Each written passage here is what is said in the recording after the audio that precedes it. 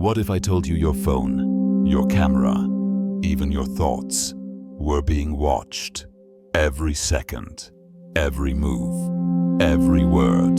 Sounds like a horror movie, right?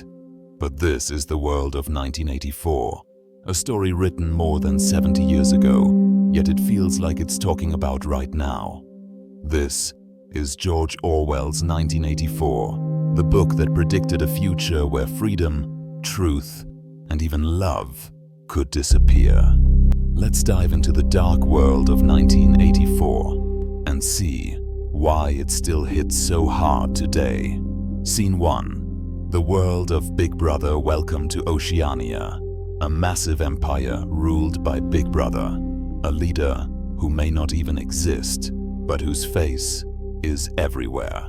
People live under total surveillance, cameras in every room, microphones hidden in every wall.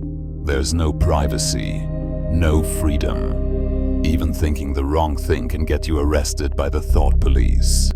The party controls everything. What you see, what you read, what you believe. They rewrite history every day so that they're always right. If they say 2 + 2 = 5, then that's the truth, because saying otherwise is a crime. Their slogans say it all. War is peace. Freedom is slavery. Ignorance is strength. It's a world built on fear and lies, and almost nobody dares to question it. Scene 2. Winston Smith.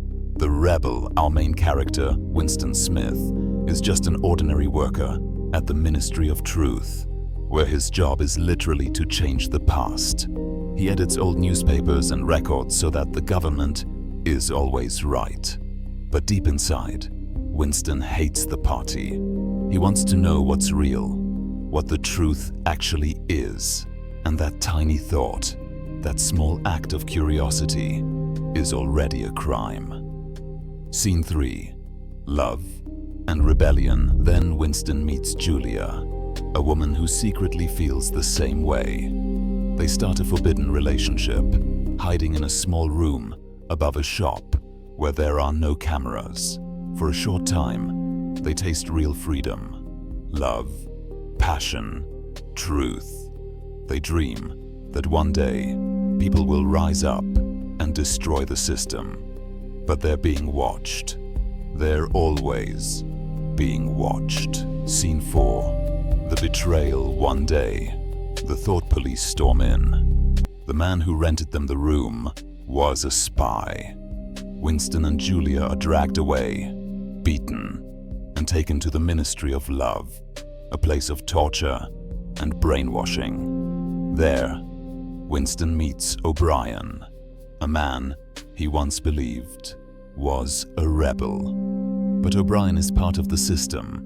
He tells Winston that truth doesn't exist, only power, and the party decides what's real. They torture Winston until his mind breaks, until he betrays Julia, until he stops fighting. Scene 5. The end.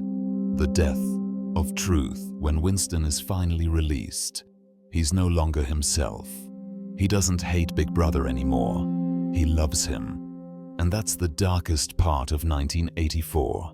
It's not just about control of your actions. It's about control of your mind. When people stop questioning, stop thinking, stop feeling, they can be made to love their own oppression. Scene 6. The message. Orwell didn't write 1984 to entertain. He wrote it to warn us. He wanted to show how dangerous it is when governments, or even technology, gain too much power over what we see and believe. He warned us about fake news, about surveillance, about losing our ability to think freely. And now, decades later, his warning feels more real than ever. So, what do you think? Could a world like this actually happen, or are we already halfway there? Let me know your thoughts in the comments below. If this story gave you chills, hit that like button. It really helps more people find this video. And if you love deep book summaries and powerful stories like this one, subscribe, because I've got more coming your way. Thanks for watching. And remember, Big Brother is watching you.